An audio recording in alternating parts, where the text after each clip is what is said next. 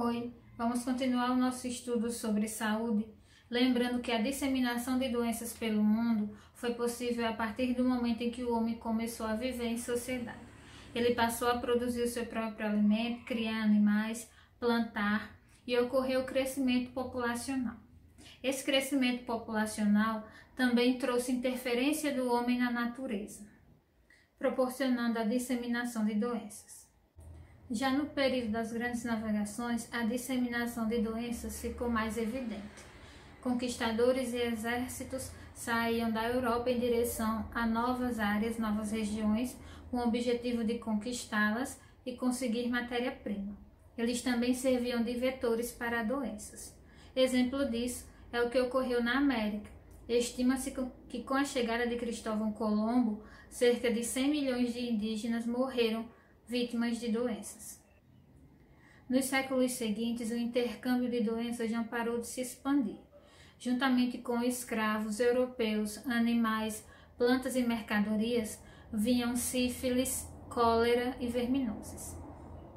É chegada a época de epidemias e pandemias.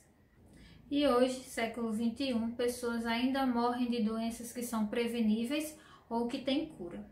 Esse mapa aqui mostra para vocês as doenças preveníveis que ainda matam pessoas. Ele foi produzido com dados entre 2008 e 2014. São doenças como sarampo, cachumba, coqueluche, que têm vacinas, mas que ou uma parte da população não tem acesso. E também existe aquela parte da população que, por ideologia ou por pensamento, não quer ser vacinada. Nós sabemos que hoje em dia, principalmente na internet, existe uma rede de comentários e de informações relacionadas à vacina. Outro fator que influencia no bem-estar da população é o crescimento urbano. Urbanização é o crescimento de uma cidade em extensão territorial, mas também em número populacional. Essa urbanização ela ocorre por fatores atrativos e fatores repulsivos. Os atrativos quer dizer o que atrai as pessoas para viver na cidade. É emprego, é facilidade de encontrar produtos. E repulsivos quer dizer o que tira a pessoa do campo. Ela não está mais conseguindo o seu alimento, ela não está mais conseguindo comprar o que necessita. Então esses fatores são responsáveis por essa urbanização, por esse crescimento. É preciso entender que quando existe crescimento, esse crescimento ele pode ser ordenado ou desordenado, mas na maioria das vezes ele é desordenado. Crescimento desordenado nós podemos observar com as favelas, crescimento do número de favelas nas cidades. E sabemos que quem vive em favela tem que conviver com determinados problemas, quer dizer, falta de saneamento, violência, falta de infraestrutura, o governo, a prefeitura não consegue chegar naquela região. Então essas pessoas elas vivem com problemas rotineiros. Esses problemas eles causam mal-estar e podem sim afetar a saúde humana. Lembrando que para a OMS, saúde é o estado completo de bem-estar físico, mental e social. Com a globalização, que é a integração econômica, social, cultural e política entre países, os agentes causadores de doença podem trocar de continente do dia para a noite, em transportes, comidas, mercadorias e animais. Um determinado tipo de vírus, ele pode se originar no Pacífico e chegar no litoral brasileiro em questões de horas. Isso porque o homem consegue fazer esse translado rapidamente com o avanço dos meios de transporte. O homem ele invade o ambiente natural do vírus, que é a floresta. Ele desmata, ele destrói e leva consigo o vírus. Ocorre também com a globalização mudanças na prática de agricultura. Então essa mudança ela muitas vezes provoca a multiplicação de roedores, que favorece a incidência de doenças. Mas a globalização também tem pontos positivos. Ocorre o desenvolvimento no campo da microbiologia, que é o ramo da ciência que estuda os micro-organismos, aqueles animais minúsculos que só podemos ver ao microscópio. Então, as ciências médicas produziram soros, vacinas que possibilitaram o diagnóstico e a proteção, o controle de diversas doenças. Então, para comentário no final do vídeo, eu vou deixar como sugestão o seguinte: a poluição é um enorme fator de risco para problemas de saúde. Comente exemplos de atitudes cotidianas que contribuem para a redução de poluentes na atmosfera. Vocês comentam aí ao final do vídeo. Obrigada. Olá, turma, tudo bem? Sou o professor Felipe, de História, e hoje daremos continuidade ao nosso projeto Desafios e Superações nas Conexões da Vida. Como todos sabem, o tema que estamos trabalhando durante essa semana é o tema saúde. E dentro desse nosso contexto de novo normal imposto pela pandemia do novo coronavírus, nada mais importante em história do que refletir sobre as várias epidemias que assolaram a história da humanidade, que marcaram a história da humanidade. No podcast, nós já falamos um pouco sobre algumas dessas pandemias marcantes na história da humanidade. A exemplo da peste negra, a exemplo da varíola, da cólera, da gripe espanhola. Hoje, aqui nesse vídeo, nós vamos enfocar mais, nós vamos refletir um pouquinho mais, conhecer mais sobre uma delas, que foi a peste negra. Epidemia muito conhecida, inclusive em nosso dia a dia escolar falamos muito quando tratamos da Idade Média, certinho? Mas vamos lá, primeiro de tudo, o que foi a peste negra? A peste negra foi uma pandemia que acometeu a Europa, o continente europeu, no século XIV. Pandemia essa provocada pela bactéria Yersinia pestis, e deflagrada a partir do ano de 1348, portanto, período medieval e Idade Média. Vários historiadores sugerem que a origem da peste negra tenha sido no continente asiático, especificamente na China. Sua inserção, sua entrada na Europa teria ocorrido por meio de caravanas comerciais do comércio, que se dirigia para as cidades portuárias da Europa, a exemplo de Gênova, de Veneza. Teria sido através do embarque e do desembarque, da entrada e saída de mercadorias e pessoas contaminadas, que essa epidemia teria chegado no continente europeu, onde matou, atenção, 1/4 da população europeia, ou seja, 25% da população europeia do período foi morta por causa dessa doença da peste negra. Veja a importância dessa doença naquele momento, ok? Inicialmente, os principais agentes transmissores dessa doença eram os ratos e as pulgas, que se proliferavam tanto nas cidades quanto nos vilarejos europeus, muito em decorrência das péssimas condições de higiene.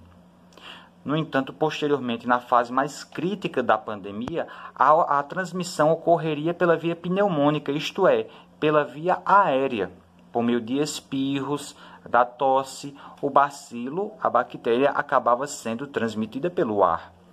A peste era chamada de negra porque ela causava manchas negras na pele das pessoas. Manchas estas que eram fruto de infecções provocadas pelo bacilo.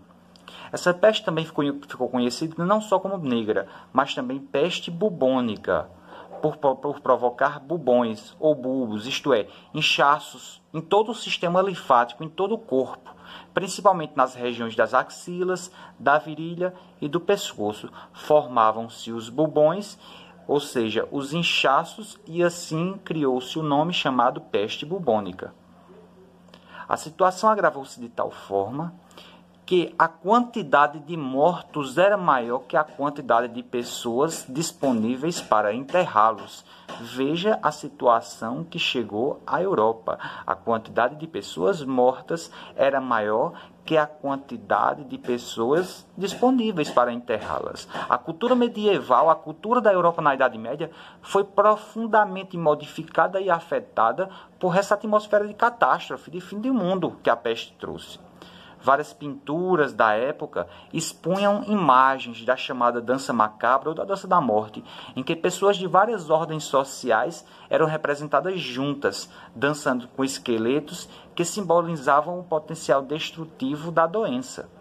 Essa imagem que vocês veem aí, essa obra que vocês veem, ela tem o título O Triunfo da Morte. Ela é de um autor chamado Peter Bruegel, de 1568. O autor tentou mostrar justamente como ficou a Europa durante essa peste, né? O nível de destruição que aconteceu na Europa durante essa peste. Vocês podem ver também essa próxima imagem que mostra vários cadáveres dançando, né? Ou seja, uma destruição geral, uma mortalidade geral ocasionada pela peste negra. Na literatura também figuraram vários relatos da peste e do impacto que ela produziu. Um dos mais famosos é o do autor italiano Giovanni Boccaccio e de seu famoso livro Decamerão, no qual podemos ler o seguinte relato. A peste em Florença não teve o mesmo comportamento que no Oriente. Neste, quando o sangue saía pelo nariz, fosse de quem fosse, era sinal evidente de morte inevitável. Em Florença apareceu no começo, tanto em homens como nas mulheres, ou na virilha ou na axila, algumas inchações. Algumas destas cresciam como maçãs, outras como um ovo. Cresciam umas mais, outras menos. Chamava-as o populacho de bubões. Destas duas referidas partes do corpo, logo o autor, o tal tumor mortal, passava a repontar e surgir por toda parte. Giovanni Boccaccio. Ou seja, o que é que o autor nos fala aqui, gente? Ele fala justamente da evolução da doença no corpo das pessoas, né? Primeiramente, formavam-se os bubões, né? As inchações, coisa que inclusive dava o nome à doença, peste bubônica. Essas inchações eram localizadas, mas com o tempo elas passavam a se generalizar por todo o corpo. Como a biologia, como a medicina ainda não havia se desenvolvido tanto nesse período, na Idade Média, na Europa, as causas da doença eram atribuídas a origens sobrenaturais, principalmente a bodes expiatórios, como bruxas, judeus, gerando assim, além da catástrofe científica natural que já estava acontecendo com a doença, mais uma catástrofe cultural, porque muitos grupos passaram a ser perseguidos, né? Enfim, os próprios judeus, muçulmanos passaram a ser perseguidos porque, de acordo com o pensamento religioso da época, tinham-se eles como grandes responsáveis pela transmissão da peste, da doença da peste negra. A peste negra foi não só uma doença, uma epidemia, uma pandemia que dizimou toda a Europa durante a Idade Média, e não só a Europa, mas também Ásia, África, mas foi uma pandemia que é importante de ser estudada porque marcou profundamente a cultura europeia, né? Além de matar muitas pessoas nesse período, influenciou demais a cultura europeia, com diversos cientistas se esforçando para tentar descobrir as causas daquela doença. No momento de crise, a ciência acionada para tentar descobrir a causa daquela doença, que posteriormente vai se saber que eram principalmente as más condições de higiene que facilitavam a quantidade de ratos na cidade, ratos que estavam com as pulgas infectadas pela bactéria Yersinia pestis, mas também não só cientistas, literatos, escritores vão falar sobre essa peste que assolou a Europa, e também outros artistas, como artistas plásticos. Enfim, esse vídeo de hoje tinha como objetivo falar um pouco dessa pandemia que aconteceu em outro momento, nesse momento em que estamos passando por essa pandemia do coronavírus. Portanto, um grande abraço para vocês, se cuidem e até a próxima semana. Grande abraço.